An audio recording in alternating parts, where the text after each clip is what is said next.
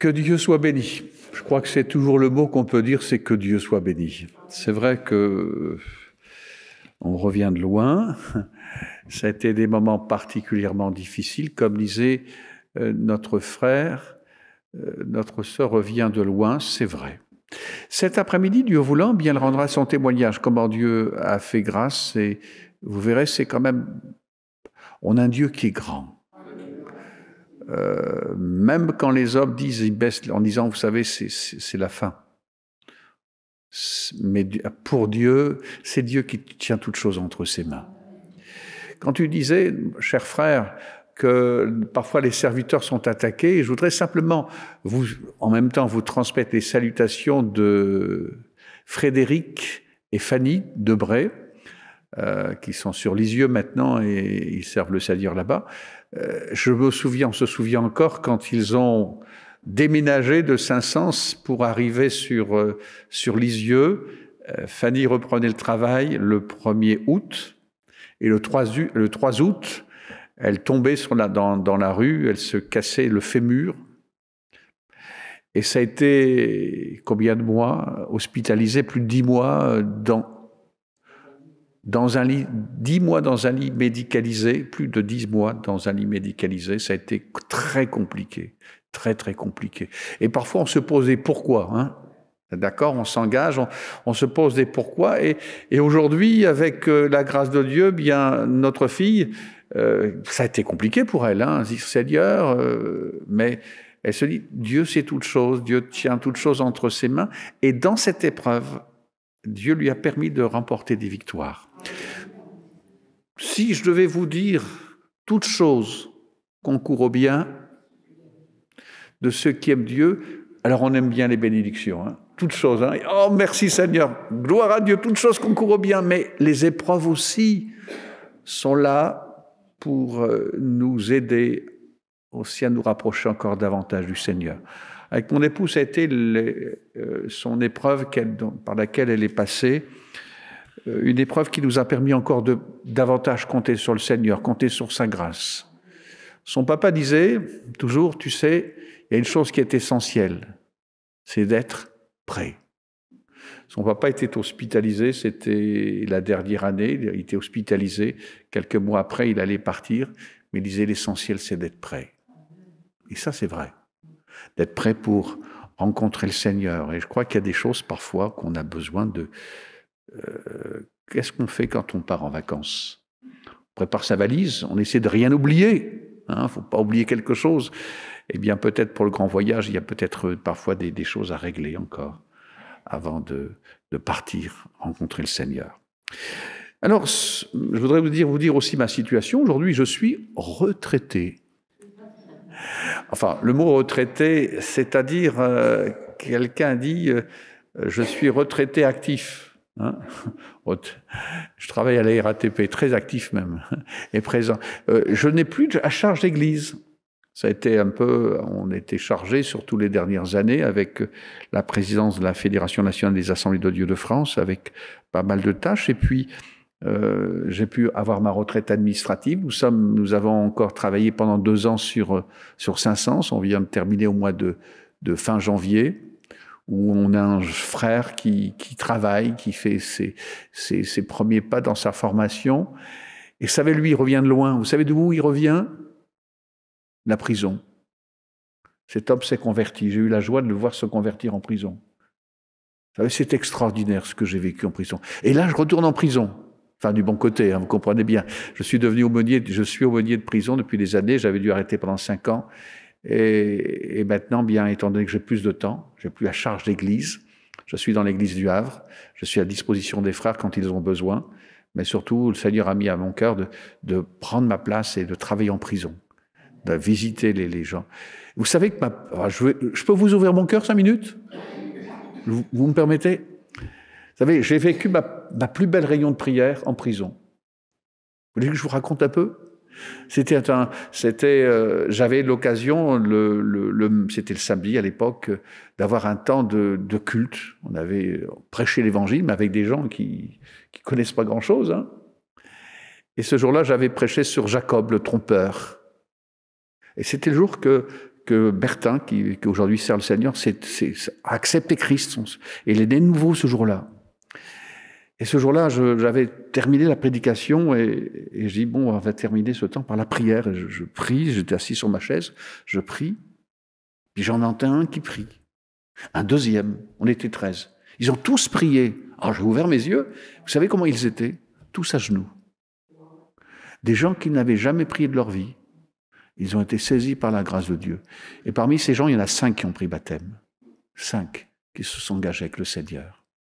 Il y en a un qui a décroché, mais les 4 autres marchent toujours avec le Seigneur. Vous croyez que Dieu peut faire des grandes choses? Moi, je crois. Et il faut prier. Prier pour les aumôniers. Et on a besoin de aussi peut-être prier. Vous savez, il y a des choses à faire. Bon, la prison la plus proche ici, elle est peut-être assez loin. C'est Rouen? C'est la bonne nouvelle. En plus, c'est la bonne nouvelle. Hein. Ça s'appelle comme ça. C'est bizarre parfois. Hein. Mais il y a parfois des visiteurs de prison. Vous savez que parfois on peut avoir des contacts avec des gens qui sont... Vous savez qu'il y a des gens qui sont seuls, qui cherchent un contact.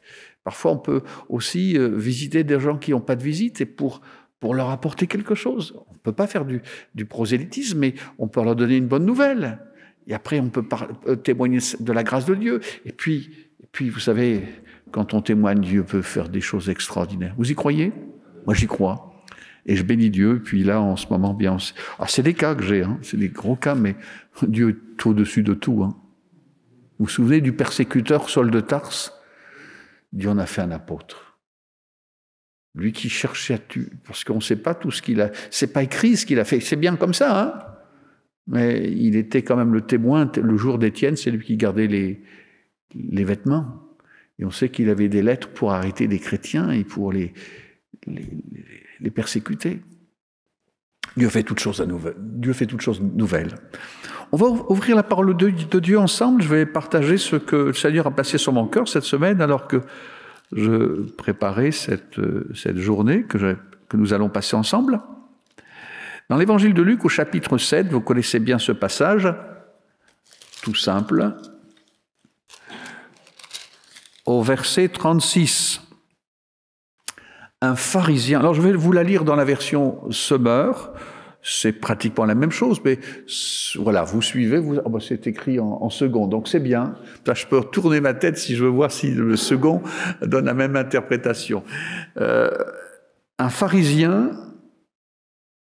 pria, moi il est marqué, un pharisien invita Jésus à manger. Jésus se rendit chez lui et se mit à table. Survint une femme connue dans la ville pour sa vie dissolue. Comme elle avait appris que Jésus mangeait chez le pharisien, elle avait apporté un flacon d'albâtre rempli de parfum. Elle se tint derrière lui et à ses pieds, elle pleurait.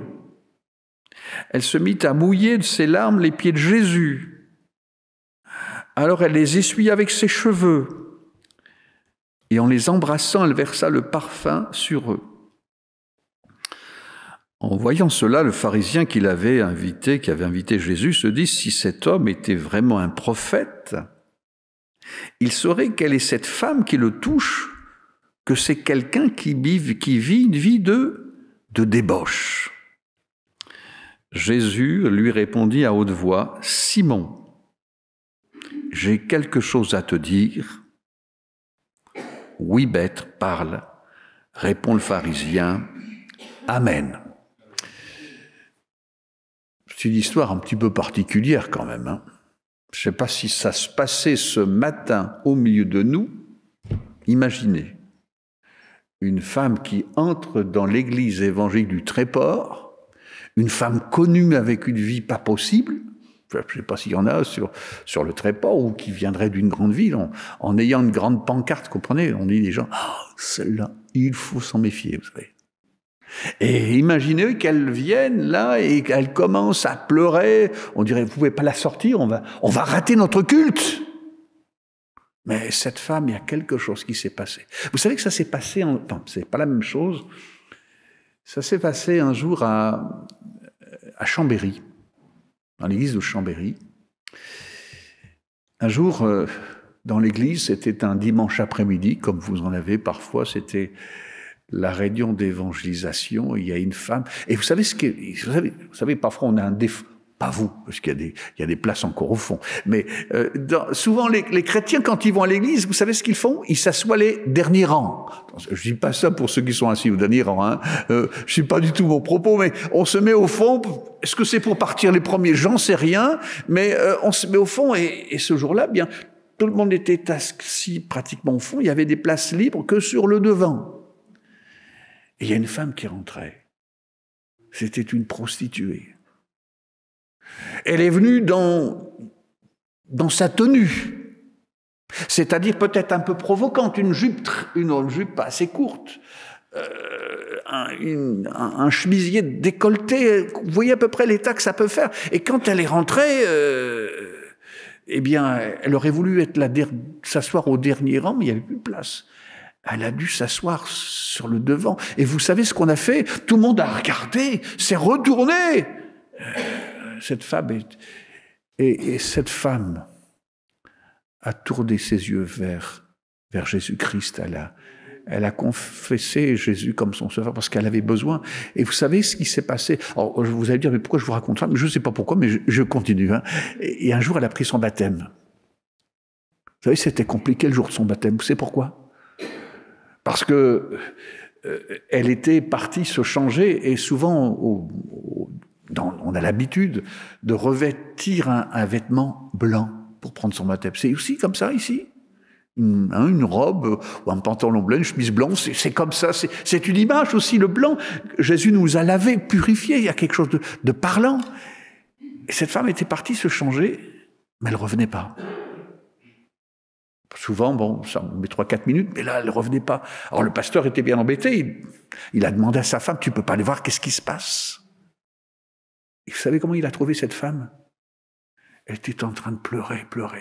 Elle dit, revêtir un vêtement blanc après la vie que j'ai eue. C'était tellement fort pour elle. Dieu avait transformé sa vie.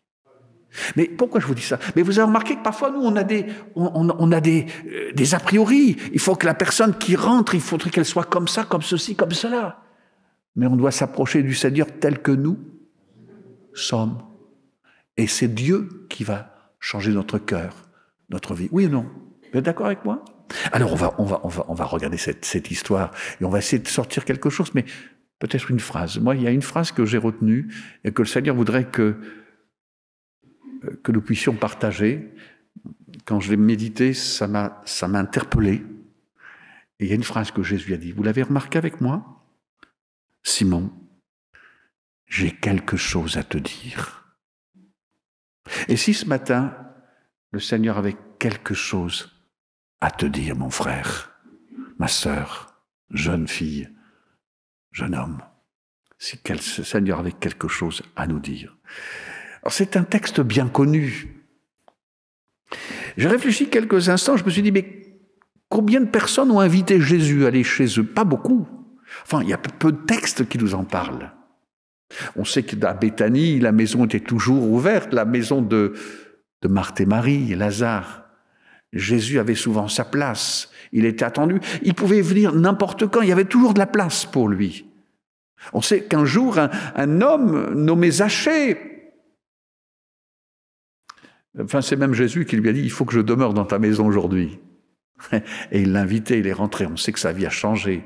On a aussi d'autres textes. On sait que la belle-mère de Pierre aussi recevait, elle savait recevoir. Il y en a certainement d'autres, mais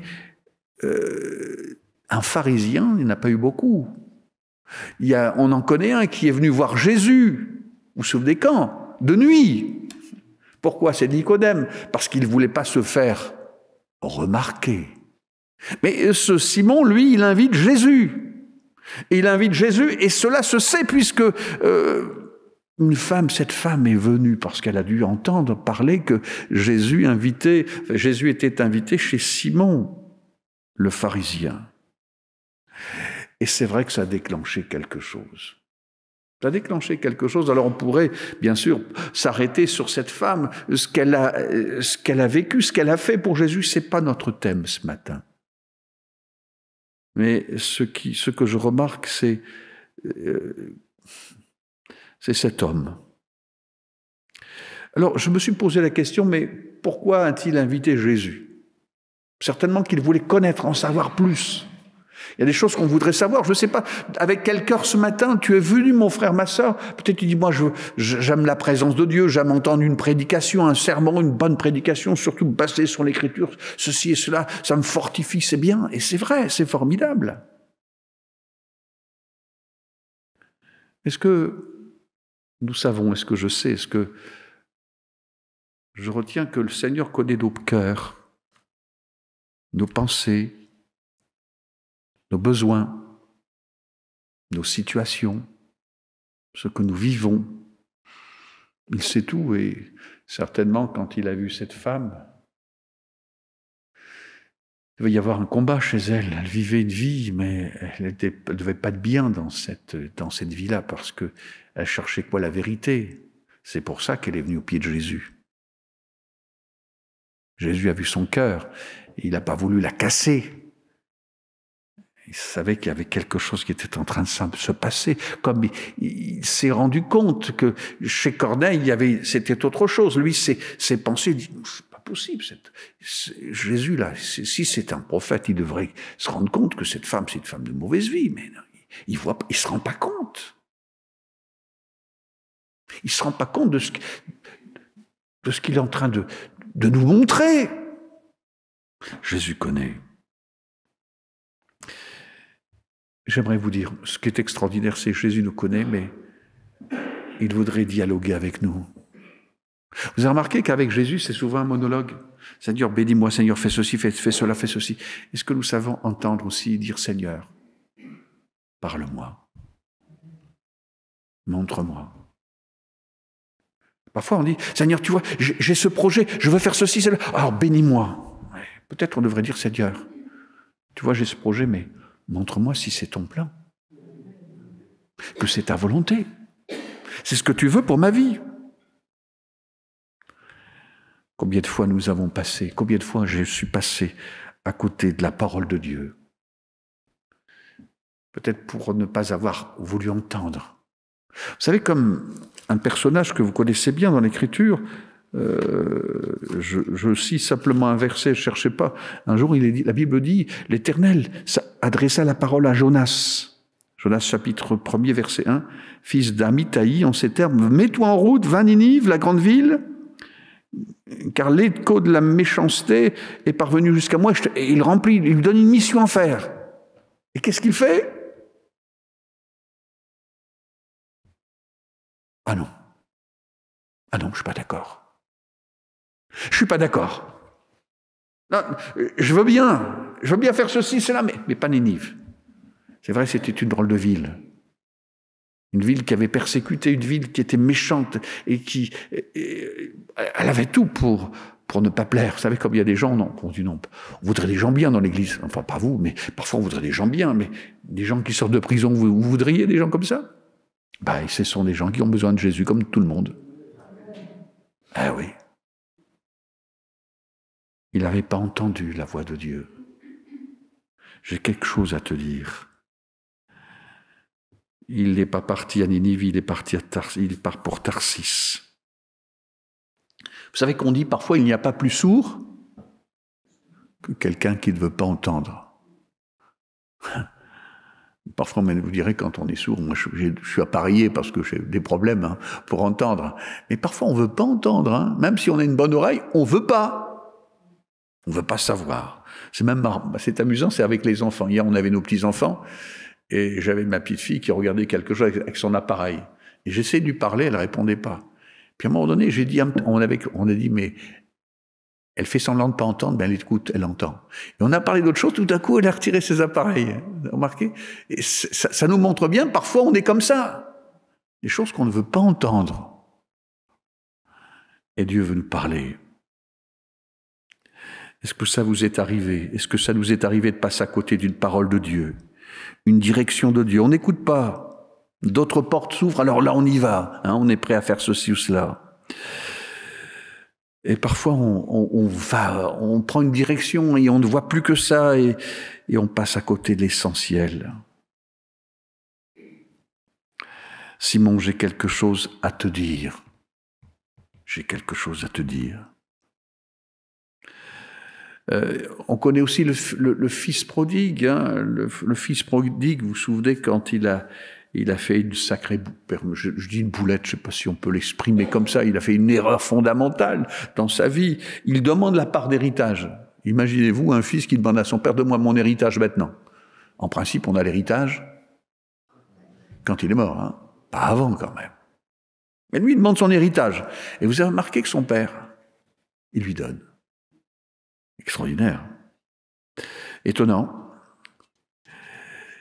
Et puis à un moment donné, il a eu sa part, alors il pense que l'argent, ça fait le bonheur, il a des copains, il a des amis, parce que quand on a de l'argent, on a des copains. Hein, on peut faire la fête. Mais quand il n'a plus rien, il s'aperçoit que les copains, il n'y a plus personne pour l'aider, lui. Et certainement qu'il se dit avec mon père, c'est mort. C'est fini. Mon père Jean, j'ai tourné la page. Mais quand il est revenu à lui-même, il a dit, j'ai péché contre le ciel et contre mon père, j'irai le voir, je vais aller le voir, parce que c'est pas normal. Et lui, il pense que la porte est fermée. Mais ce que je remarque, c'est que le père il y a quelque chose de particulier dans ce texte.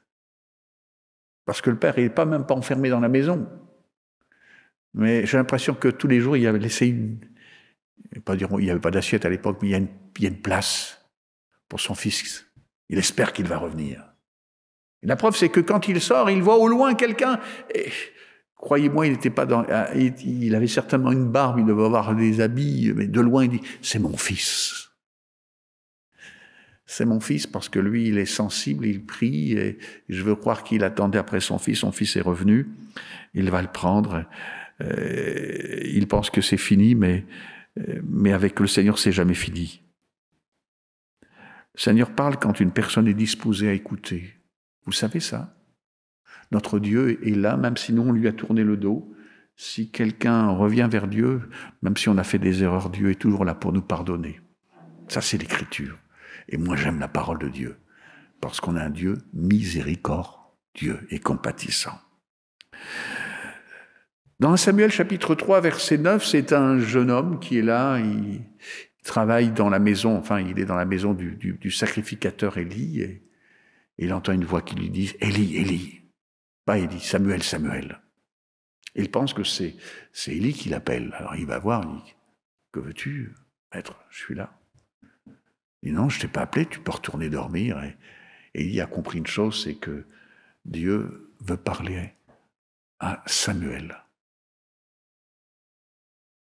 Et Élie s'en rend compte. Il dira, quand Dieu va te parler, tu viendras me dire qu'est-ce qu'il a dit.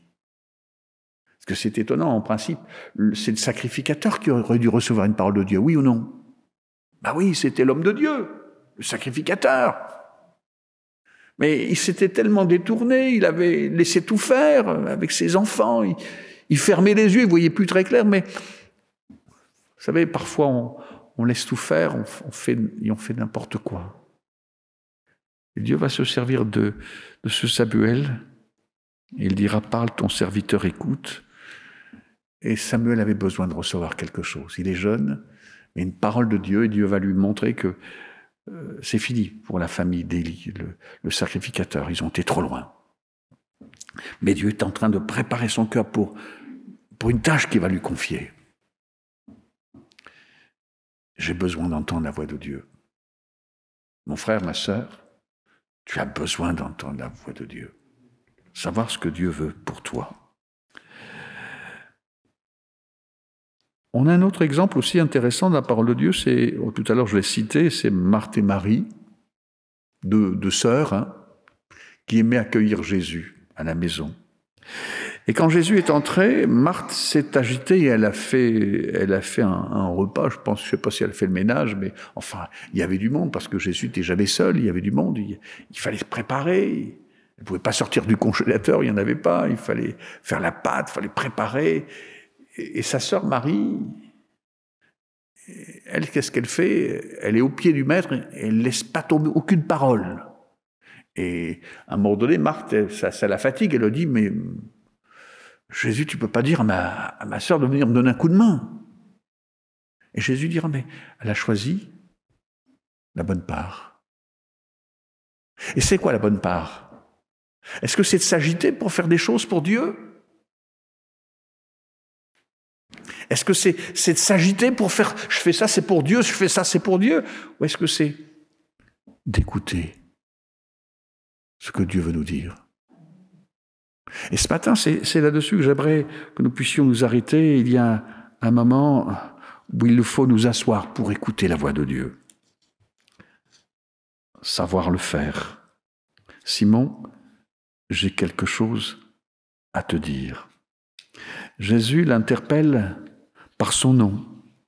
Alors je me pose la question, y a-t-il des Simons au milieu de nous? Pas simplement le prénom Simon, mais des frères, des sœurs, des jeunes gens, des jeunes filles qui voudraient parler avec le Maître. Parce qu'il connaît notre cœur. Il sait ce qu'il y a au fond de nous-mêmes. Vous connaissez ce texte dans l'évangile de Jean 1, verset 47. Jésus, voyant venir à lui Nathanaël, dit de lui, « Voici un Israélite dans lequel il n'y a pas de fraude. » C'est vrai. Jésus connaît nos cœurs. Plus que cela encore, il connaît nos pensées. Nos pensées.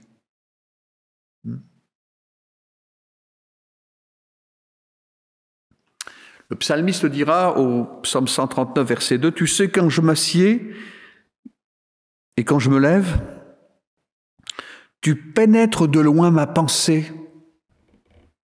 Fort. Psaume 139, verset 16, « Quand je n'étais qu'une masse informe, tes yeux me voyaient, sur ton livre étaient tous inscrits les jours qui m'étaient destinés. »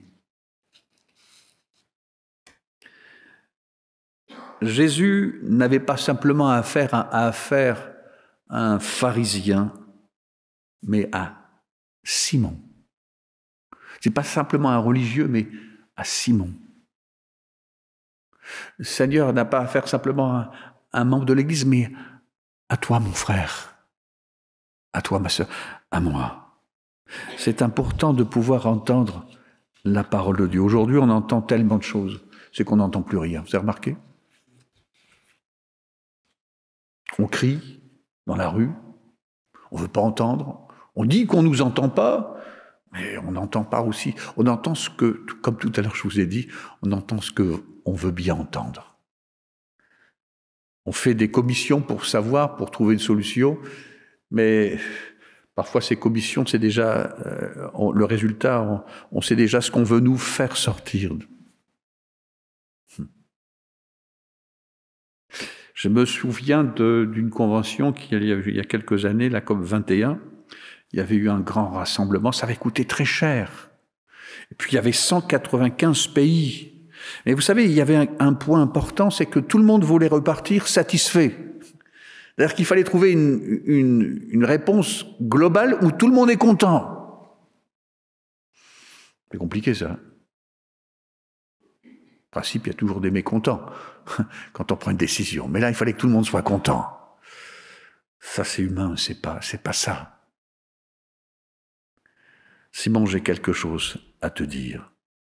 Un point où j'ai besoin de m'entretenir avec toi. Jésus ne parle jamais pour ne rien dire. C'est peut-être un message personnel. C'est peut-être une parole de pardon que tu dois partager avec quelqu'un. C'est arrivé parfois des gens pendant 20 ou 30 ans qui ont fermé la porte au pardon.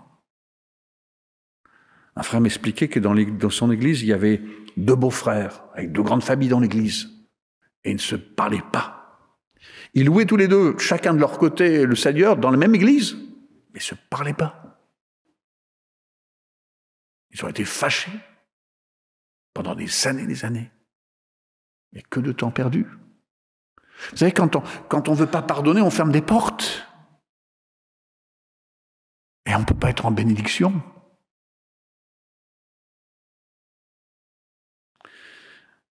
Peut-être une parole de pardon que tu dois partager, ou peut-être accepter le pardon d'un frère. Il y a des frères, parfois, vous savez, on en fait des erreurs. On en fait des grosses erreurs. Entends ce matin cette parole de réconfort que le Seigneur veut te donner, parce que peut-être tu as été blessé, brisé, piétiné, remué. Mais le Seigneur veut te dire, mais je te donne la guérison. Il n'y a que lui qui peut guérir. Et quand il fait les choses, il fait d'une façon extraordinaire. Il peut même effacer dans ton cœur, vous savez, ces traces de blessures et tout, et effacer. Mais quand on ne peut pas entretenir sa blessure, parce que quand on y pense, ça revient sans arrêt.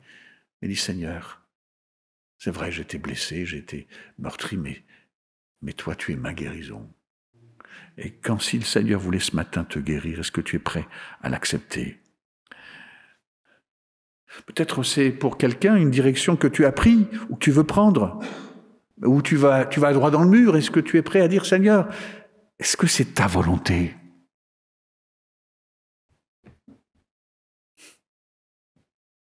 Des erreurs, on en fait tous. Tous. Peut-être qu'il veut te donner une parole de révélation, quelque chose de particulier dans ta vie. Dieu veut nous parler. Il veut agir dans notre vie. Dieu sait si bien ce qu'il nous faut. Simon, j'ai quelque chose à te dire. Parle, maître. Il a compris quelque chose. Est-ce que nous sommes prêts à faire comme Simon et lui dire « Parle, maître ». Vous savez ce que veut dire Simon? Celui qui entend. C'est un beau prénom, hein? Celui qui entend. Alors je voudrais savoir, alors maintenant je vous pose la question, est-ce qu'il y a des Simons au milieu de nous? De ceux qui entendent ce que Dieu veut nous dire. Maître. Simon reconnaît que Jésus est celui qui enseigne avec autorité. C'est vrai que Simon ne l'a pas encore reconnu comme fils de Dieu, le Messie d'Israël, mais il le reconnaît comme quelqu'un qui a reçu quelque chose de la part de Dieu. Laissons Dieu nous parler. Ça demande du courage. Ça demande aussi d'attendre sa réponse. Aujourd'hui, on ne veut plus attendre. On est dans un drive spirituel. On vient à l'église. On écoute une prédication, elle nous plaît, tant mieux. Puis, bon, c'est pas grave. C'est pas ça que je voulais entendre. On verra bien la prochaine fois si c'est mieux. Et on continue notre chemin. Non. Dieu nous parle tantôt d'une manière, tantôt d'une autre. Savez-vous que même parfois au travers d'un chant, Dieu nous parle? Moi, je veux croire que ceux qui préparent les chants, ils ne vont pas préparer 2 ou 3 chants comme ça. Mais c'est devant Dieu. Dieu peut nous parler par une parole, une prière. Vous savez, quand on prie, on peut faire du bien à quelqu'un. Quand on remercie Dieu pour ce que Dieu a fait pour nous, on fait du bien à quelqu'un. Ça nous encourage, ça nous fortifie. Quelqu'un peut-être a besoin d'entendre cela.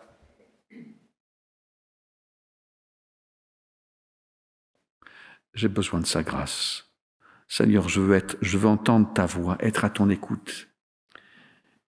Il nous faut attendre sa réponse, sa demande disposé à obéir.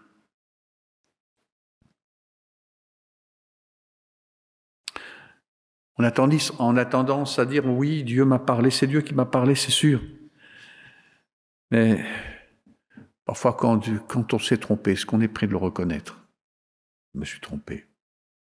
Vous savez, quand on reconnaît qu'on s'est trompé, on ne sera jamais abaissé, au contraire. C'est quelque chose de fort de dire je me suis trompé. Mais je veux faire demi-tour, je veux surtout entrer dans le plan de Dieu. Ce que Dieu a pour moi, c'est ça l'essentiel, c'est ça le plus important.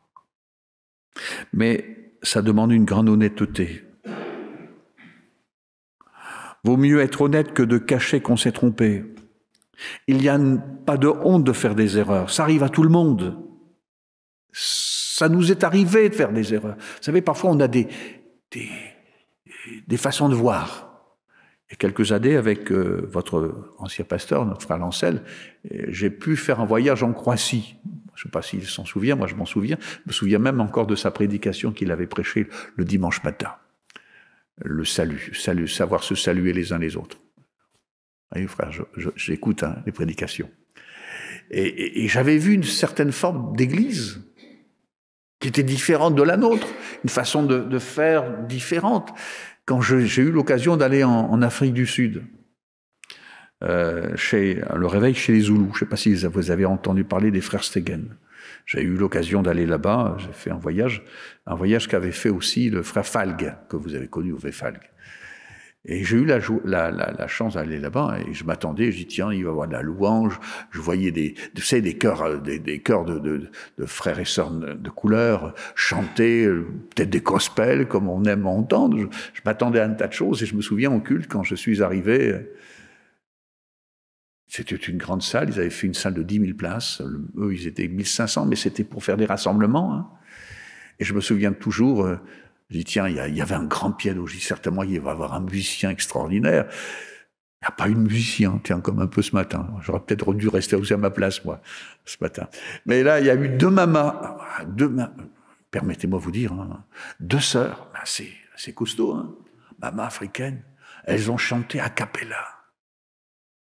Bon, français comme je suis, j'avais l'habitude que c'était un frère qui conduisait. Vous voyez à peu près ma position. Hein. C'était un frère qui conduisait les chants. Là, c'était pas une femme, c'était deux femmes d'un certain âge. Ah, vous croyez que ça m'a un peu surpris? Surpris, ben je dis bon, Seigneur, on est là, on écoute, on entend. Et c'était des chants. La louange, il n'y en a pas eu. Ah, pour un culte, je dis, ben, Seigneur, il y a un problème là. Hein, la prière spontanée, nous on aime bien, hein, et je crois que c'est bien, il n'y en a pas eu. Et il y a eu le Père Stegen qui a prêché. Soyez parfaits, comme votre Père Céleste est parfait. Ben alors, un message. Alors moi j'étais là dans le dernier coup, je dis, Seigneur, est-ce que c'est ça qu'il faut faire? Est-ce que c'est ça que tu attends? Alors j'ai regardé l'auditoire, j'ai dit, il y a des gens de couleur, il y avait pas mal de blancs, parce que les Stegen, ce sont des Allemands qui sont arrivés au 19e siècle, hein, fin du 19e siècle, donc ils étaient là depuis presque 100 ans, donc quelques familles, c'était des gros propriétaires. Et ceux qui ont été touchés par ce message d'être parfait, c'était des personnes d'un standing, des gros propriétaires, et je voyais les larmes qui coulaient. Pourquoi ? Parce qu'il y avait la présence de Dieu. Parce que c'est Dieu qui touche les cœurs. C'est pas une forme qui touche. Comprenez ce que je veux dire? Ça m'a fait tomber mes raisonnements. Seigneur, tu fais ce que tu veux, quand tu veux. Seigneur n'a pas été arrêté par une situation avec cette femme qui était là dans cette maison. Mais Dieu parle, et Dieu avait besoin de parler à Simon. Moi, ce jour-là, le Seigneur m'a parlé. Il m'a dit, tu vois, je fais ce que je veux, comme je veux. Ce qui est important, c'est d'entendre la parole. Et j'ai besoin d'entendre cette parole. Il faut être honnête pour ça. En revenant à Simon, on peut penser que l'attitude de Jésus avait de quoi choquer, se faire laver les pieds par une telle femme.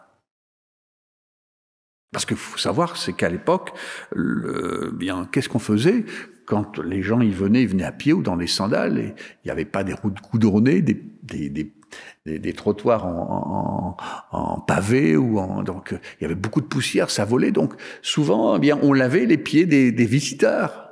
Et qui faisait ça?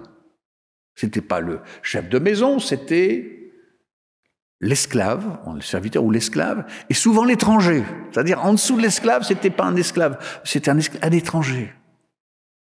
Vous avez remarqué que ce qu'a dit Jésus? Relisez un peu l'évangile de Jean, chapitre 13, chez vous. Jésus, qu'est-ce qu'il va faire avant de mourir? Il va mettre un comble à son amour en lavant les pieds de ses disciples. Étonnant, hein? Moi, ça vous étonne pas? Jésus, il a pris la place de l'esclave pour laver les pieds de ses disciples. C'était un peu particulier. Simon, j'ai quelque chose à te dire. Et un texte dit, mais moi je suis rentré, tu ne m'as pas lavé les pieds. Mais elle l'a fait. Si je sais écouter ce que Dieu a à me dire, cela aura des conséquences dans nos vies, mais des conséquences heureuses. Cela va nous éviter de prendre un mur. Peut-être stopper ce que nous avons entrepris pour reprendre prendre la direction que Dieu veut pour nous. C'est important d'écouter la voix du Maître. Une autre fois, un autre Simon, vous connaissez le texte, c'était Simon-Pierre. Ils avaient péché toute la nuit sans rien prendre. Et qu'a dit Jésus? Jetez les filets de l'autre côté. Hein. Et jetez les filets. Ils ont dit, mais Seigneur, on a péché toute la nuit sans rien prendre. Et nous, toi, tu es peut-être fils de charpentier, mais nous, on est des pêcheurs, des spécialistes. Et on sent le poisson, hein. On sait où il est. Est-ce qu'ils ont dit ça? Non. C'est-à-dire, nous avons travaillé toute la nuit, mais sur ta parole. Et là, il fait une petite erreur, il dit, je jetterai le filet. Mais Jésus avait dit, jetez les filets. Pourquoi? Parce que le Seigneur savait qu'il y avait du lourd. Il y avait du lourd. Combien de fois nous avons travaillé toute la nuit sans rien prendre? Jeté à corps perdu dans des activités, on espère. Nous avons besoin de nous remettre en question. Tu vas peut-être faire le contraire, tu as travaillé toute la nuit sans rien pécher, maintenant je vais te montrer comment faire. C'est là ce que le Seigneur voudrait peut-être s'entretenir avec toi. On a besoin. Simon, j'ai quelque chose à te dire. Ça va peut-être nous remuer, nous bousculer dans nos idées préconçues, enlever les projets que nous avions établis. Mais c'est à partir de ce moment-là que Simon a été complètement chamboulé par le Seigneur transformé. Simon, toi qui entends, Simon, j'ai quelque chose à te dire. Alors permettez-moi cette façon de faire, mais cette remarque, plus que la lecture quotidienne que tu as avec moi chaque jour, et nous avons une lecture chaque jour de la parole de Dieu, je veux le croire, plus que dans ce temps de prière où nous épanchons nos souffrances, ce qui nous pèse, mais nous tenir là, devant le Seigneur, à l'écoute. Comprenez? Seigneur, qu'est-ce que tu veux me dire? Parce que le Seigneur voudrait nous parler, alors que Dieu nous aide à entrer. Le Seigneur a pour nous des projets de paix, non pas de valeur. Il suffit juste d'écouter sa parole. Alors, qu'est-ce que nous voulons nous remettre? Je dirais, est-ce que nous voulons nous poser la question? Seigneur, je veux entendre ta voix. Je veux t'écouter. On va prier le Seigneur ensemble, on va baisser nos têtes quelques instants. Seigneur, tu nous parles tantôt d'une manière, tantôt d'une autre, et Seigneur, j'ai simplement partagé une expression, Seigneur, qui a touché mon cœur et que tu m'as demandé de partager avec mes frères et sœurs. Ce matin, je ne sais pas pourquoi, mais toi, tu sais toutes choses, et peut-être que il y a quelqu'un qui se pose des questions dans une situation particulière. Seigneur, tu sais tout. Tu connais tout, tu connais les dispositions de notre cœur, mais tu vois aussi la sincérité de nos cœurs. Et ce que nous voulons, Seigneur, c'est entendre ta voix, faire ta volonté, être disponible entre tes mains. Alors, Seigneur, je te demande de faire grâce à chacun. Tu connais, tu sais toutes choses. Tu connais les besoins de l'un, de l'autre. Seigneur, fais grâce. Alléluia. Nous voulons pas simplement dire, voilà, Seigneur, c'était bien ou c'était pas bien, mais Seigneur, nous voulons recevoir ta parole maintenant. Et qu'elle puisse, Seigneur, véritablement être déposée au plus profond de notre cœur et qu'elle puisse porter du fruit pour ta gloire. C'est notre prière, Père. Tu bénis cette assemblée comme tu l'as déjà fait tant de fois, et si elle est là, c'est parce que c'est ton assemblée, c'est ton Église, Seigneur. Et toi, tu prends soin de ton Église et tu veux la fortifier. Alors, qu'à toi perçoit toute la gloire dans le nom merveilleux de Jésus. Amen. Alléluia.